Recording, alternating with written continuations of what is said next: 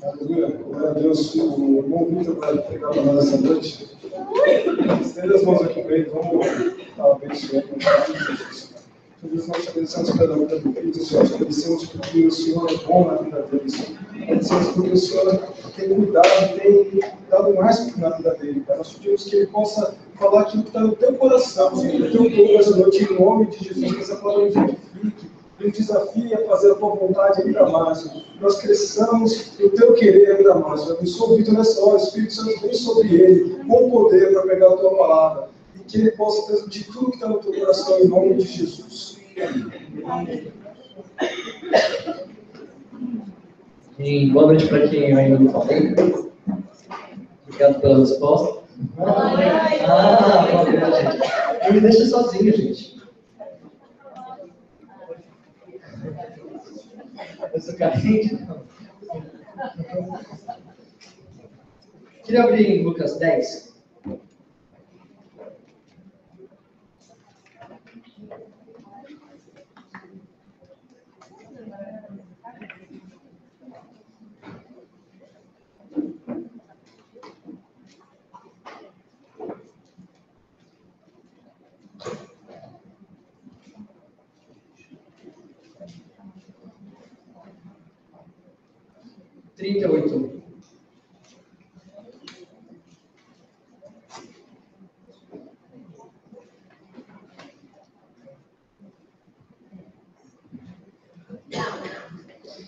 Diz assim a palavra do Senhor.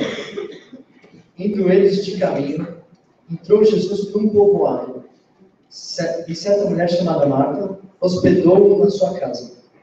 Tinha ela uma irmã chamada Maria, e esta quedava-se assentada aos pés do Senhor, ao ouvir-lhe os mandamentos. Marta agitava-se de um lado para o outro, ocupada com muitos deveres, serviços. Então se aproximou de Jesus e disse: Senhor, não te importas de que minha irmã tenha deixado que eu fique a servir sozinha? Ordena-lhe, pois, que venha ajudar-me. 41. Respondeu o Senhor: Marta, Marta, andas inquietas e te preocupas com muitas coisas. Entretanto, pouco é necessário, ou mesmo uma só coisa. Maria, pois, escolheu o abate, e esta não lhe será tirada. Esse é um dos textos mais conhecidos da Bíblia, tem pregação de todo mundo sobre isso, mas a Glaucia me chamou para pregar na quinta-feira, acho, à noite, e na hora que ela falou comigo, o Senhor já soltou na minha cabeça assim, e esta não lhe será tirada. E ficou repetindo isso, repetindo, foi difícil para dormir, aí eu consegui dormir, eram umas 2 da manhã, acordei às 5 e a mesma coisa, e esta não lhe será tirada. E qual que era o lado ruim? Só tinha isso, cara. Só tinha isso. Mas eu falei, amém, Senhor, vamos pregar isso daí então. Vou passar um pouco de contexto para vocês. Essa casa, em especial, era de Maria, Marta e de um tal de Lázaro, que a gente vê em João. Essa casa ficava mais ou menos de 3 a 7 quilômetros de Jerusalém. Tá? E era uma casa que Jesus passava quando ele ia relaxar. O pessoal tratava muito bem ele lá, ele tinha muitos amigos, ele amava ir para aquele lugar. Vocês viram que a Marta ia para um lado para o outro, trazia coca, trazia salgadinhos, frangos para ele. Tudo que ele queria, tinha lá. Então ele ia lá descansar, ele curtia lá. Que dia alegria. Existia. E aí a gente vai no texto, né? E um outro contexto que entra é o jeito de Marta falar com Jesus. Marta foi meio folgada no falar com Jesus. Talvez por essa proximidade, talvez por essa amizade, mas por 2 razões. A primeira, ela estava certa. Naquela época, o costume da mulher era servir. E com Maria lá, deitada aos pés do Senhor, estava errado Maria, segundo ela. Então ela falou, pô, eu estou com razão, o que eu vou fazer? Eu vou lá, Jesus vai falar, tá com razão, Maria vai lá, lava a louça, faz alguma coisa, e depois eu volto aqui quando você terminar. Só que a segunda razão estava errada, porque Marta, ela, do jeito que ela fala, ela quase ordena ao Senhor. Se a gente ler lá de novo, diz assim, Senhor, não te importas de que minha irmã tenha deixado que eu fique a servir? Ordena-lhe, pois, que venha ajudar-me. Ou seja, ela está falando para Jesus fazer alguma coisa, o que naquela época era algo inconcebível para uma mulher falar para um homem. Mandar Jesus fazer alguma coisa era algo muito errado. E aí Jesus solta a resposta que ficou rodando na minha cabeça. Amém. Quando o pessoal abre sobre esse texto, o pessoal fala sempre duas coisas. A primeira, eles falam sobre Marta, para você não ser como Marta e ser mais como Maria. E eu queria falar isso, mas não só isso. Eu queria falar para a gente ser como Marta também. Eu queria falar hoje um pouco essa noite sobre serviço na igreja. Sabe, o Senhor começou a me incomodar sobre a quantidade de coisas que tem aqui para fazer. Por exemplo, vocês olhem para o lado aí. Está tudo arrumadinho as cadeiras, né? Alguém imagina que alguém chegou antes aqui para arrumar as cadeiras? Vocês imaginam toda vez que você senta? Legal. Não vou perguntar aqui porque arrumou, porque isso não interessa. Mas há um trabalho a se fazer. E ao começar o culto, foram lá abrir a porta rápido porque não tinha ninguém para abrir. O pessoal aqui da frente. Há sempre um trabalho a se fazer. Se você for tentar conversar com o Pedro Paulo no final do culto de domingo, vai ser meio difícil. Por quê? O que você está fazendo, Pedro Paulo? Recolhendo cadeira. Ele nem fala, Deus te abençoe, ele fala isso. Você pode me ajudar aí, cara? Vamos lá. E a gente ajuda a empilhar a cadeira e colocar no canto. Há sempre um serviço a ser feito. Do jeito que Jesus fala também, na última frase dele, ele fala assim, a boa parte. Ou seja, Maria escolheu uma parte, mas tinha sobrado outra parte também. E essa era a parte de Marta. Gente, a parte de Marta não pode sobrar para um ou para dois. A gente tem que entender que isso daqui é nosso. Esse culto de jovens é nosso. Ou seja, cada um aqui, não importa a idade, não importa o que possa fazer ou não possa, pode ajudar em alguma coisa. O segundo aspecto do trabalho, na casa do Senhor, que eu queria falar para vocês, é que dá uma felicidade do caramba. Sabe, a gente monta as coisas aqui antes do renovação, coloca aquele palco ali no canto, e o coral canta junto com o pessoal do louvor, e é muito bom você ver que tudo saiu certo. Na hora do trabalho não é muito legal ficar fazendo esforço para lá e para cá, mas depois o Senhor entra com uma recompensa de uma alegria, que ela é indivisível. Indizível, né? É isso aí. A gente está indo para Araraquara de vez em quando, né? Ali uma araraquarense. E Araraquara é legal, em alguns aspectos. Acontece muita coisa lá, o Senhor desce, é bem bacana, mas é longo. Para você ir e voltar no mesmo dia é muito cansativo. Então você fica às vezes 6 horas no carro e cansa, cara. No dia seguinte você só quer dormir. Você só quer dormir.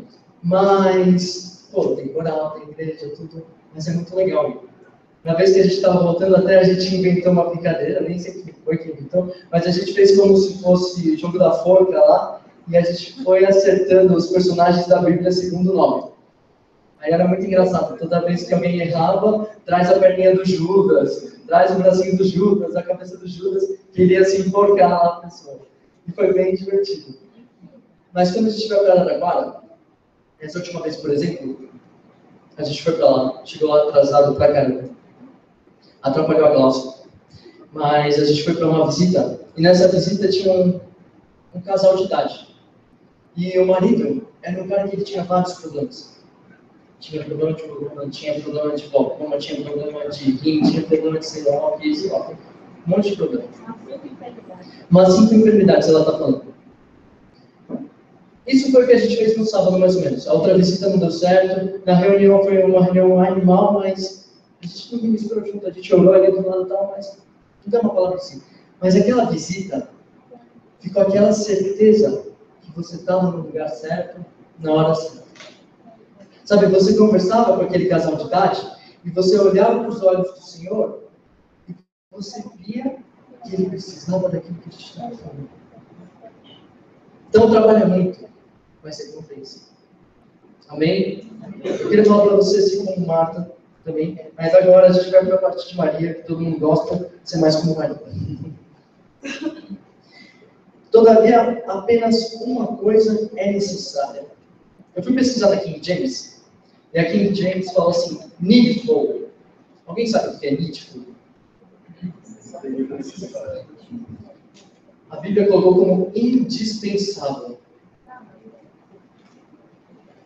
Uma coisa é indispensável no original. E Maria tomou boa parte. Sabe, o Senhor Jesus, ele falava que é indispensável a gente estar aos pés dele. Amém. O tempo todo. E é isso que ele fala para vocês aqui. É só isso. Esse negócio de Jesus, nome sobre todo nome, é verdade, é indispensável. Pode acontecer um monte de coisa errada na nossa vida. A gente pode estar indo mal em faculdade, o que é nossa culpa, tá? Mas é indispensável que a gente esteja aos pés do Senhor. Amém? Amém. Estudando mais, pessoal. Estudando mais. É a terceira parte, pastor. Obrigado.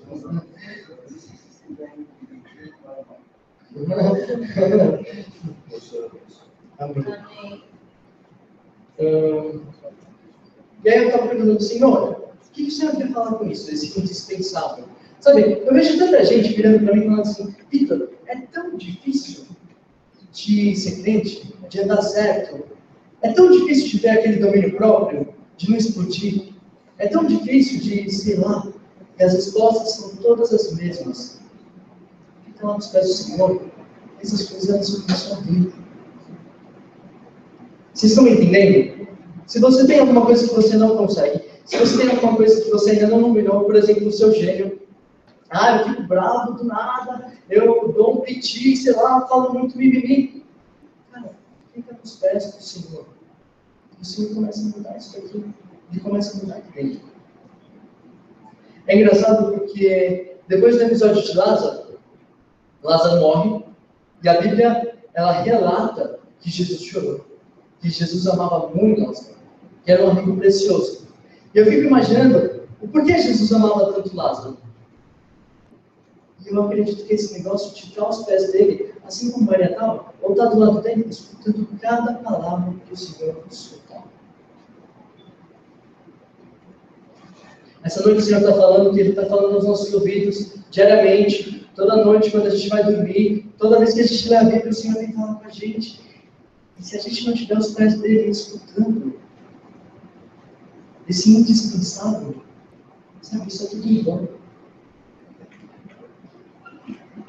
Aí se você pensar no que Maria estava fazendo, ela estava escutando as palavras do Senhor. E é sobre isso que eu quero falar agora com vocês. Escutar as palavras do Senhor, ler os mandamentos dele, faz parte do indispensável que a gente está falando nessa noite. Ou seja, se você não está lendo a Bíblia, se você não tem escutado Deus no seu dia a dia, tem algo errado. E você está indo por um caminho muito mal, eu tenho que te avisar. Eu tenho que te avisar que daqui a pouco você vai estar frio, daqui a pouco você não vai estar afim de vir da igreja. Porque você não está conseguindo ouvir a voz de Deus. Amém? Aí o Senhor começou, eu perguntei para o Senhor, eu faço várias perguntas para o Senhor, né, sobre as pregações, e uma das perguntas foi, Senhor, mas e aí? Só estar aos seus pés, ouvir a sua voz, ouvir os seus mandamentos, basta? Tipo, eu comecei a procurar nos livros da Bíblia, comecei por Gênesis, sobre pessoas que andaram com Deus.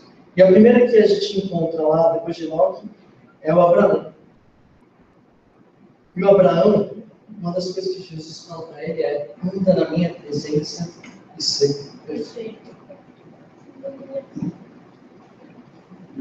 Sabe, irmãos, eu estou sentindo nessa noite, com essas músicas que a gente cantou aqui, sobre o quanto a gente exaltou Jesus, que ele está querendo chamar a gente para perto, para que a gente consiga ouvir a voz dele e isso mudar a gente aqui dentro. Amém? Amém? Se estiver na escola e, de repente tem nada a ver com Jesus a aula é sobre, sei lá, matemática, mas eles falam assim, Jesus, que bom que você está aqui. É esse tipo de loucura. Eu separei alguns textos aqui, que foram textos que me tocaram sobre esse assunto. Eu queria abrir em Salmos 27 com vocês.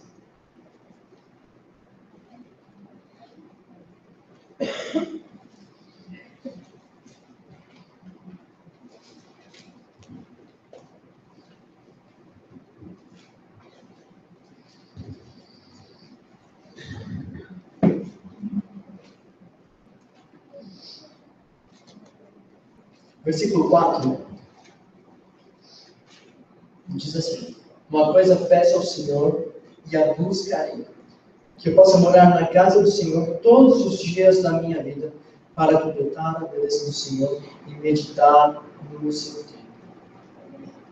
tempo. Próximo texto, Salmo 73.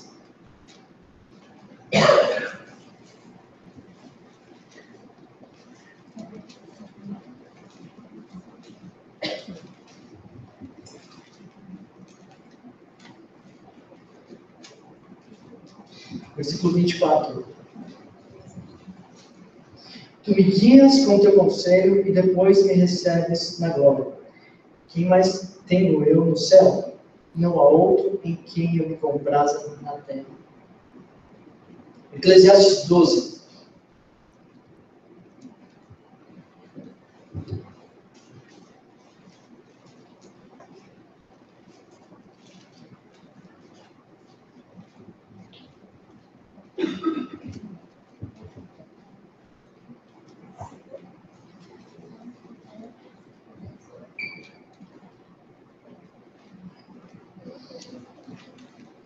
Versículo 13.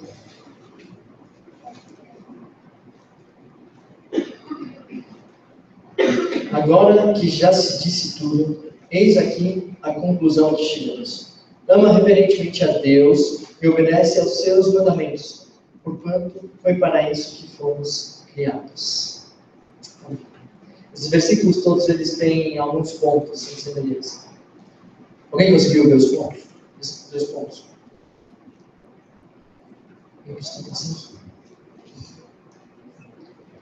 Há um ponto sobre ouvir os mandamentos de Deus. E o segundo é sobre amar a Deus. E é isso que Maria estava fazendo naquele momento.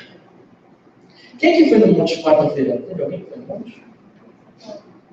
Você foi quarta-feira? Você foi quarta-feira? Legal. O Pepe também já foi no monte, né? Legal. Para quem já foi no monte, como é que é lá? É quieto? Tem só Jesus falando? Vocês sabem que não, né? Tava frio? Tava frio, com certeza. Foi fácil de subir? Não é fácil de subir. Tava escuro, claro? Foi à noite. Tava escuro. Mas aí quando você chega lá em cima, como é que é lá em cima? Vale a pena. Sabe, não tem outra palavra. Você chega lá e você passa e foi um monte de coisa ruim até então. Mas quando você chega na presença do Senhor, o irmão lá gritando do seu lado, oh, aleluia, glória a Deus. E, cara, Jesus falando com você ali, ó. Particular. Queria convidar vocês aí quarta-feira no monte. Eu não vou porque eu tenho faculdade, mas se você puder ir, vá. Que eu sei que Jesus vai falar com você. Amém. Amém? Vamos lá? Vou fazer uma substituição aqui. Cansei. Pessoal, estou em choque, tá? Só pra... Brincadeira, mas quando ele me chamou, eu fiquei muito em choque. Isso é verdade.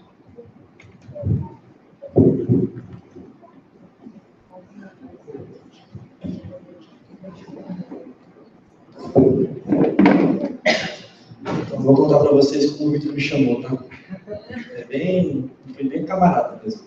Ontem, 3 da tarde, recebi uma foto no WhatsApp dele. O cara nunca me manda foto, lascou, né? Aí uma conversa com a pastora Glaucia.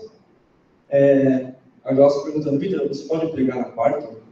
Ou amanhã? Ele falou, posso? Aí embaixo, posso chamar o Bruno Vasquez? Aí eu abaixei a cabeça e falei, não faz assim, cara. Preguei 2 vezes na vida e demorei 10 dias para preparar a pregação. Mas isso foi passando e Deus me deu uma palavra, onde eu tenho 2 palavras como foco, que é posicionamento e obediência a Deus.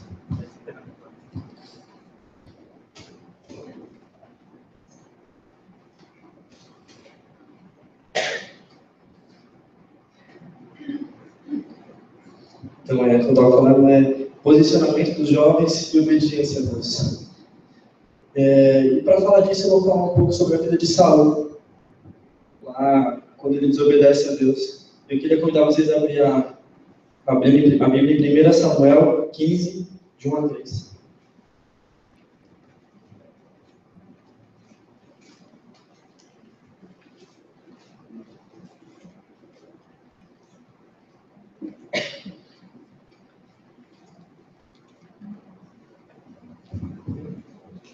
Disse Samuel a Saul: enviou-me o Senhor a ungir-te rei sobre o seu povo, sobre Israel. Portanto, ouve agora as palavras do Senhor. Assim diz o Senhor dos Exércitos: castigarei a Amaleque pelo que fez a Israel, quando se lhe opôs no caminho, quando este subia do Egito. Vai agora e fere Amaleque e destrói totalmente tudo o que tiver. Nada lhe poupes, matará homens e mulheres, meninos e crianças de peito, bois e ovelhas, camelos e jumentos. Esse 1 a 3, Deus manda Saul exterminar os amalequitas, exterminar Amaleque. E essa é a ordem de Deus. Deus não queria que sobrasse nada, nem gado, nem nada, era para exterminar. E vamos ver o que Saul fez do 8 até 11. Tomou vivo a Agag, rei dos amalequitas, mas a todo o povo destruiu a fio da espada. Saul e o povo, porém, culparam Agag, o melhor das ovelhas e dos bois, e os animais gordos, e os cordeiros, e o melhor que havia, e não os quiseram destruir totalmente. Mas toda coisa vil e desprezível destruíram totalmente. Então veio a palavra do Senhor a Samuel: arrependo-me de haver posto a Saul como rei, porque deixou de me seguir e não executou as minhas palavras. Então Samuel se contristou e clamou ao Senhor a noite toda. 8 a 11 fala que Saul não fez aquilo que Deus mandou. Deus deu ordem para ele destruir Amaleque. Ele destruiu a maioria, mas deixou o rei vivo e pegou com ele os gados dos amalequitas. E com isso, Saul entrou em desobediência com Deus. Muitas vezes em nossas vidas, Deus manda a gente fazer alguma coisa, ir para a esquerda e nós vamos para a direita. Isso é desobediência com Deus. Muitas vezes a gente nos tornamos Saul em nossas vidas. Muitas vezes nós somos desobedientes a Deus. E eu queria falar 3 passos da desobediência. O que ela pode causar na vida cristã? Vamos lá em 1 Samuel 28, de 4 a 8. Essa está em 1 Samuel.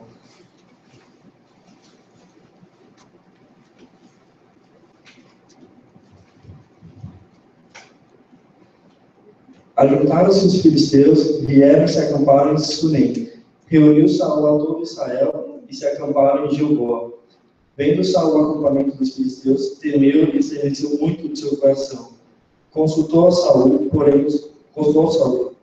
ao Senhor, porém o Senhor não lhe respondeu, nem por sonhos, nem por Urim e nem por profetas. Então disse Saul aos seus servos: buscai uma necromante para que vá a ela e a consulte. Disseram os seus servos: em Endor há uma mulher que é necromante. Assim disfarçou-se Saul, vestiu outras roupas, e foi ele com 2 homens, e de noite chegaram a mulher e lhe disse: peço-te que adivinhes pela necromancia e me faça subir aquele que eu te disser. Eu vou ressaltar alguns versículos e vou falar sobre eles. O versículo 5. Vendo Saul o acampamento dos filisteus, temeu e estremeceu muito o seu coração.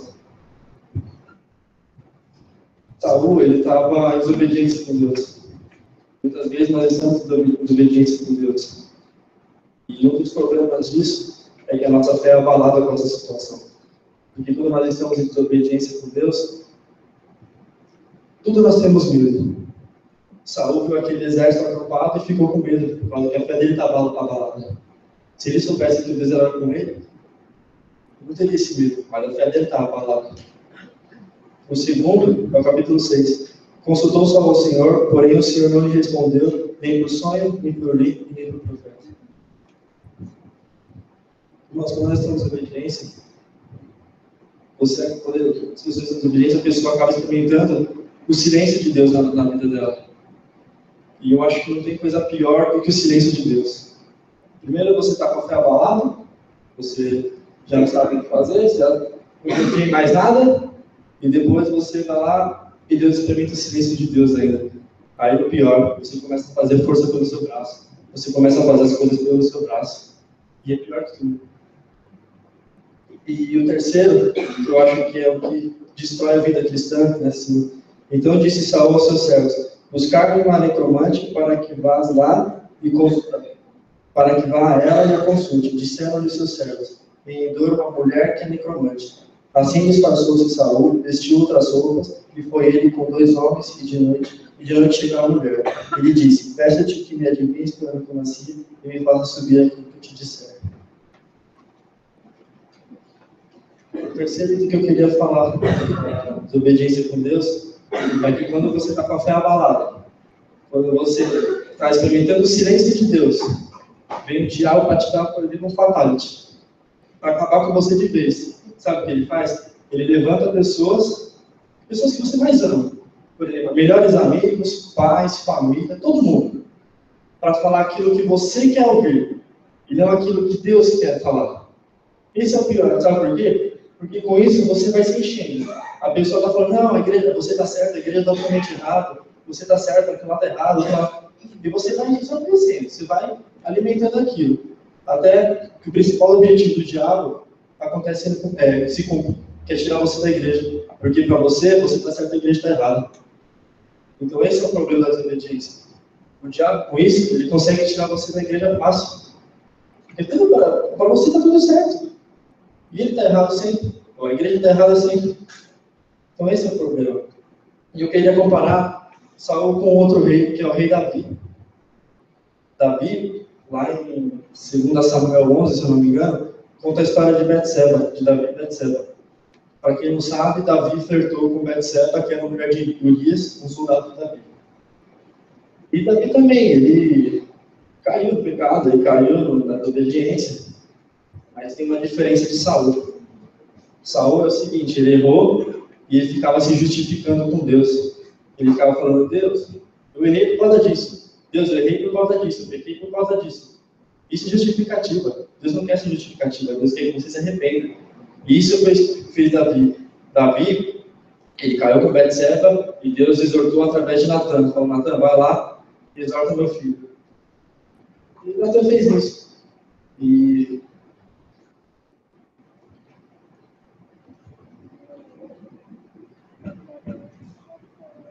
Davi, ele falou para a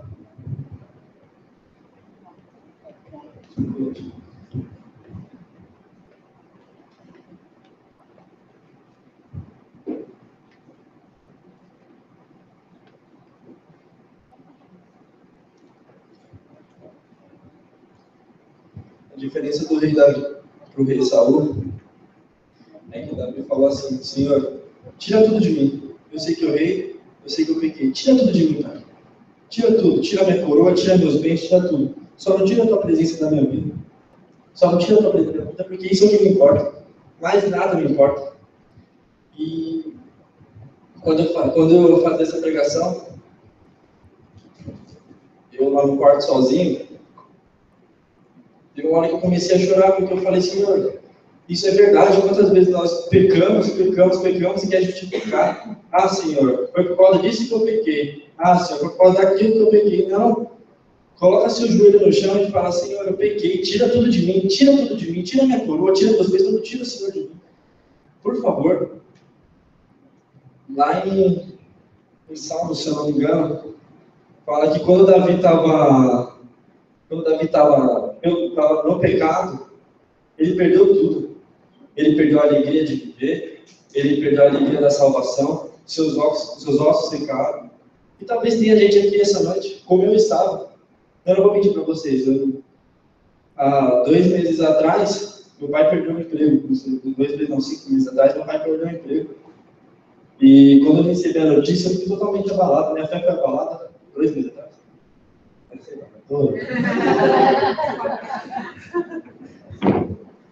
Minha fé foi abalada, porque eu estava em desobediência com Deus. Eu falei: caraca, velho, o cara acabou de perder o emprego. Aí se junta, perda de emprego, a crise do Brasil. Aí a sua fé abalada, falou: caramba, agora ferrou de vez, né? Mas não. Aí Deus ele levanta uma empresa onde meu pai está ganhando melhor, meu pai está engordando a gente, trazendo chocolate pra caramba, quando eu que engordei. Então, mas é lindo a gente vê o agir de Deus. Porque por mais que a gente seja desobediente, a gente experimenta tudo que eu falei. O silêncio de Deus é pura verdade, porque ele também tem muito. Tá? E é horrível, é horrível. A fé é abalada, porque eu me abalei quando ele perdeu o emprego. Mas o melhor é quando você se faz que nem Davi. Quando você fala, Senhor, me perdoa. Eu sei que eu errei, tira de mim tudo. Por favor, tira de mim tudo. Não preciso de mais nada a não ser a tua presença. Então, por favor, venha comigo. Não saia de perto de mim. Quando você clamar a Deus pecando, querer a presença dele, isso acho que é a coisa mais o melhor exemplo de amor que você pode demonstrar para Deus. Você querer ele, você buscar ele. E é isso. O que Deus me mostrava é que é tempo de conserto com Deus. Eu não sei se tem gente aqui que está com seus ossos secos já, que já está com a alegria totalmente... Não tem mais alegria, não tem mais nada, mas Deus ele quer restaurar a nossa vida.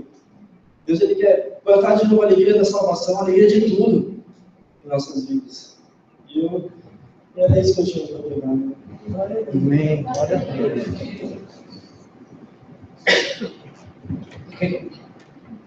Sabe, a palavra do Senhor hoje é sobre a presença dele. É sobre o que ele fala pra gente e a gente obedecer ou não. É isso que a gente pregou aqui. A gente vai fazer um momento agora, que não sei se você vai chamar todo mundo, se você vai tocar sozinho, mas o Raio vai estar tocando ali na frente.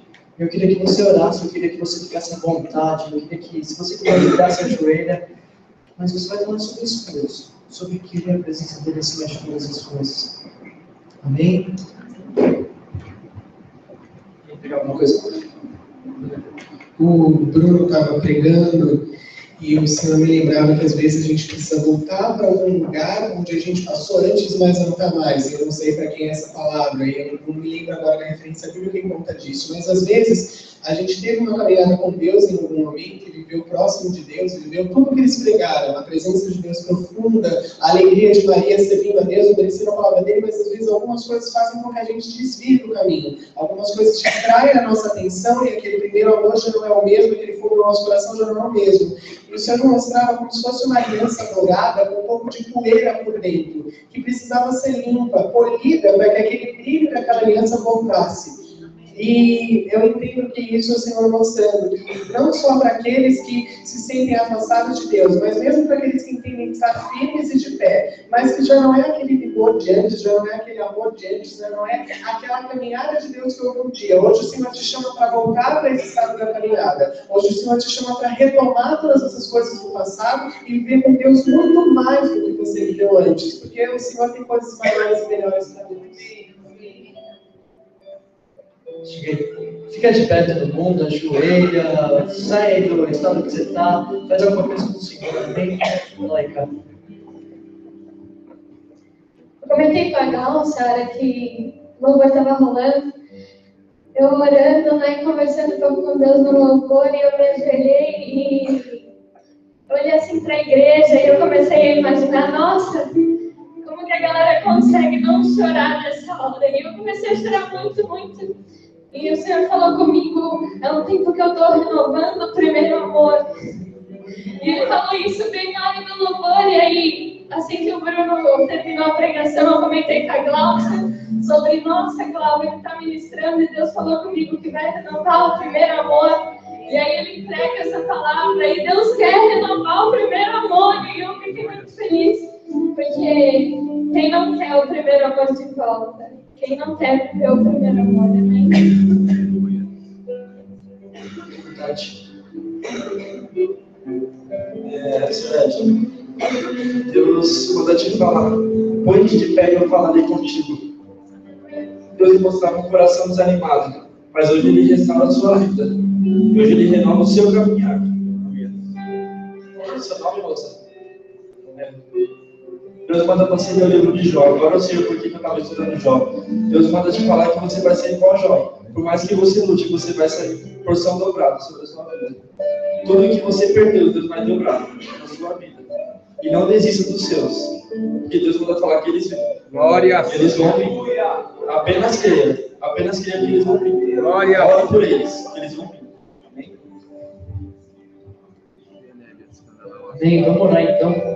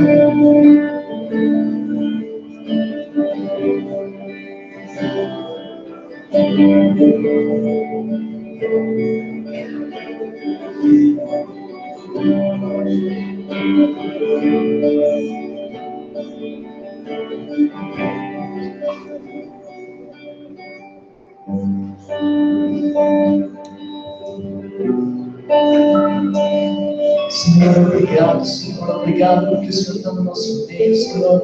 Senhor, obrigado porque o Senhor está ouvindo as nossas orações, Senhor. Obrigado porque eu vejo o Seu amor sendo depositado nos corações, Senhor. Senhor, eu queria te pedir que o Senhor acompanhasse a gente, Senhor. Eu sei que o Senhor está em todo lugar que a gente vai, Senhor. O Senhor está com a gente. Mas, Senhor, faz a gente ter noção disso, Senhor. Pega toda essa frieza que se instala aqui depois que eu desobedeço, Senhor. Pega todo esse negócio de não ouvir mais sua voz, Senhor, e remove agora da gente, Jesus, Senhor. Faz a gente voltar a estar aos seus pés, Senhor. Que é para isso que a gente foi criado, Senhor Jesus. Outro lugar não tem sentido, Senhor. Longe de Ti a vida não tem sentido, Senhor. É indispensável, Senhor, estar junto a Ti. Pai, Senhor. Obrigado, Jesus.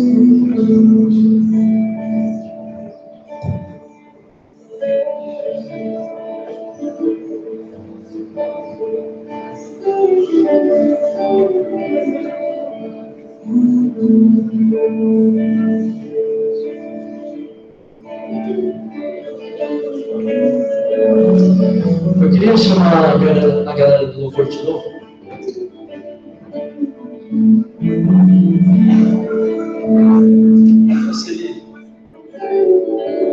Deus me mostrava o caminho. Você está seguindo, Deus mostrava o caminho na sua frente. Deus fala para você não voltar mais atrás. É daqui para frente. Deus, ele tira algumas coisas do seu passado e faz tudo novo. Eu não sei o que é, mas ele faz tudo novo na sua vida. Ele fala daqui para frente. Não volte mais, não retroceda mais. Porque é daqui para frente. Quero.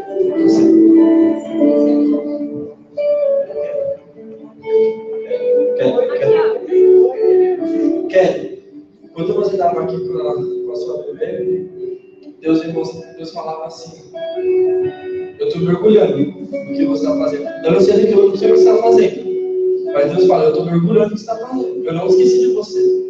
Eu mergulho no que você faz. Eu não sei se você faz um projeto sozinho, eu não sei o que você faz. Mas Deus fala, eu mergulho no que você faz. Eu sou contigo. Continua. Porque é esse o caminho. Fé. O Senhor mostrava uma porta, uma oportunidade.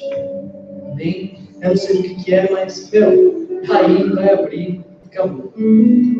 Ti, o Senhor está falando que essas coisas têm acontecido na sua vida, todas elas, em todos os sentidos.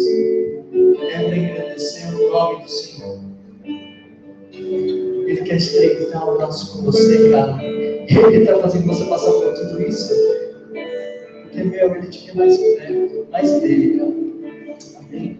Ele te quer mais uma pessoa.